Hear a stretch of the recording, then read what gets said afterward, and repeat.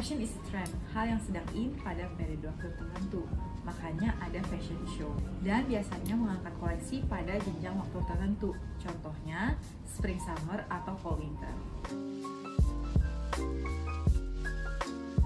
Well, I was in fashion circumstance even before I realized it. Sedari saya masih kecil, papa saya sudah ada di textile industry.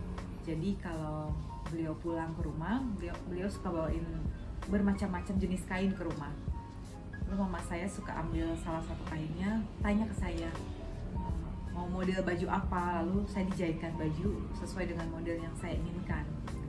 Sisa-sisa kainnya saya ambil, saya potong, saya bikin boneka, baju boneka. Jadi I had a lot of Barbies back then. Saya bikin bajunya, saya potong kainnya, saya model baju, lalu saya jahit dan saya bikin bajunya. Sampai saya dewasa, I took that playground more serious.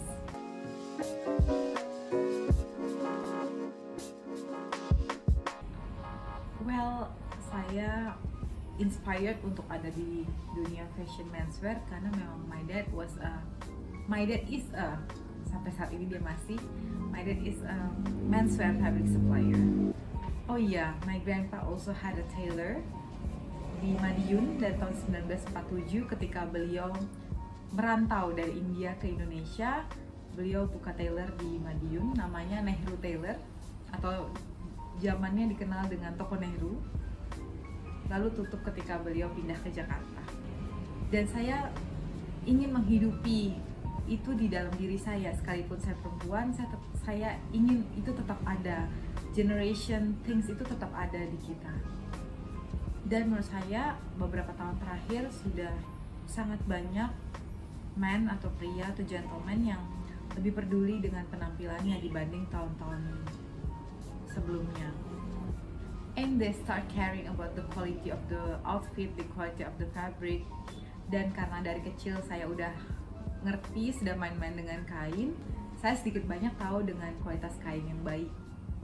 Dan itu adalah hal yang tidak bisa diganggu-gugat dalam brand menswear yang saya jalani.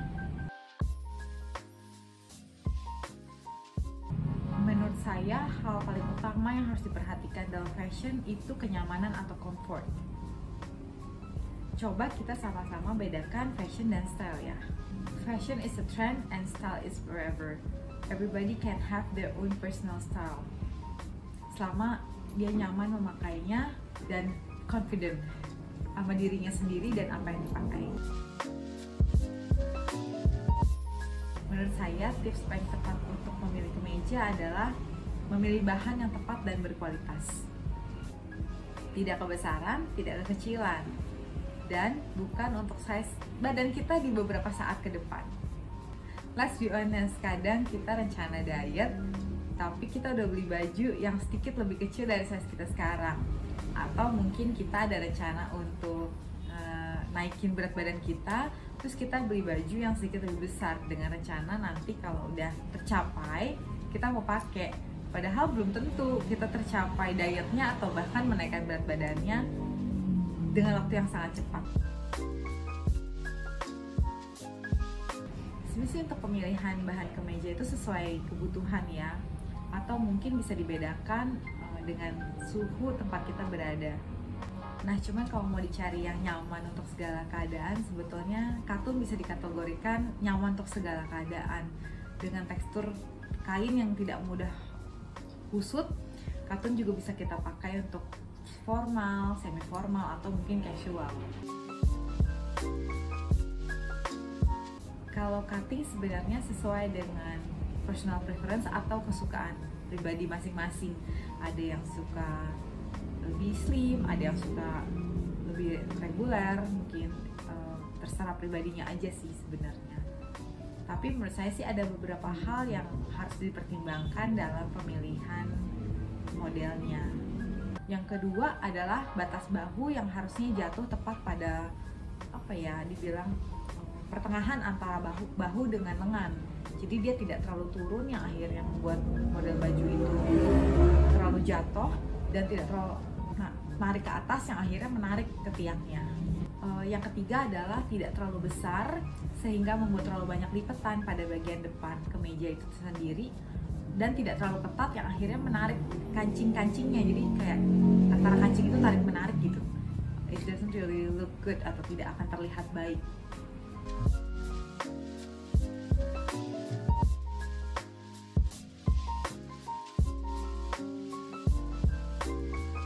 Sebenarnya sih menurut saya semua warna itu cantik, nggak ada warna yang tidak cukup baik untuk dijadikan sebuah kemeja. Hanya mungkin bisa dicocokkan dengan warna kulit masing-masing. Namun ada beberapa hal yang mungkin bisa diperhatikan adalah yang pertama, warna-warna netral bisa saling dipadu-padankan. Yang kedua, jikalau kita mencoba memadu-padankan kemeja motif dengan jas, tingkat keformalan sebuah kemeja motif akan semakin rendah jikalau motif dalam kemeja itu semakin besar. Jadi kalau misalkan memakai jas untuk acara formal dan ingin menggunakan kemeja motif, alangkah baiknya kalau kemeja motifnya itu motifnya kecil.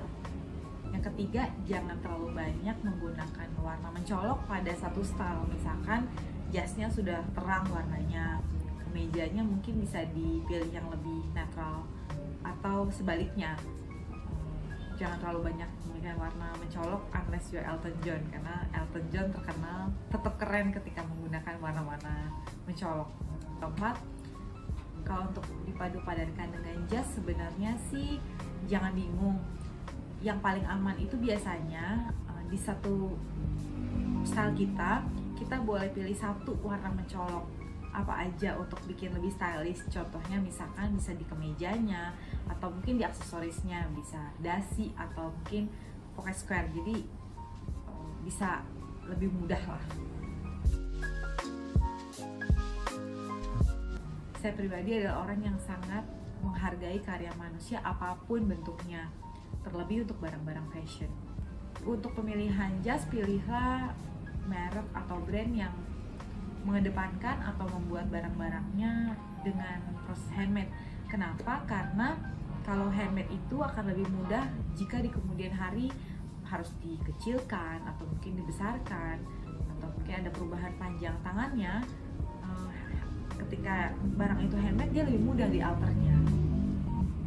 Dan pilihlah brand-brand yang menyediakan jasa alter itu, supaya jika misalkan belinya ready, dia bisa gitu jika ada request untuk pemotongan celana atau mungkin perubahan panjang tangan jas, nggak harus repot. Ketika kita pengen model jas itu sesuai ekspektasi, si brand ini harus bisa memberikan itu sama kita gitu, sama kita sebagai pembeli, because something handmade is so much meaningful.